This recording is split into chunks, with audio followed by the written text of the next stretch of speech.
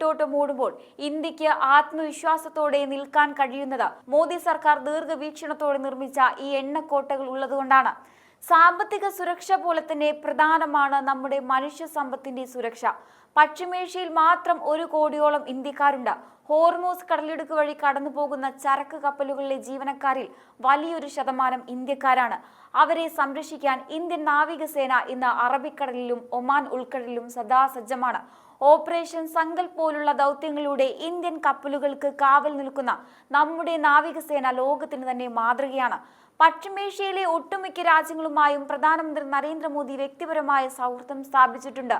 യുദ്ധ സാഹചര്യം ഉണ്ടായാൽ നമ്മുടെ പ്രവാസികളെ സുരക്ഷിതമായി നാട്ടിലെത്തിക്കാനും അവർക്ക് വേണ്ട സഹായങ്ങൾ ഉറപ്പാക്കാനും ഈ നയതന്ത്ര ബന്ധം വലിയൊരു മുതൽക്കൂട്ടാണ്. പ്രധാനമന്ത്രി ലോക്സഭയിൽ പറഞ്ഞതുപോലെ ഈ പ്രതിസന്ധി ഇന്ത്യക്കൊരു വെല്ലുവിളി തന്നെയാണ്.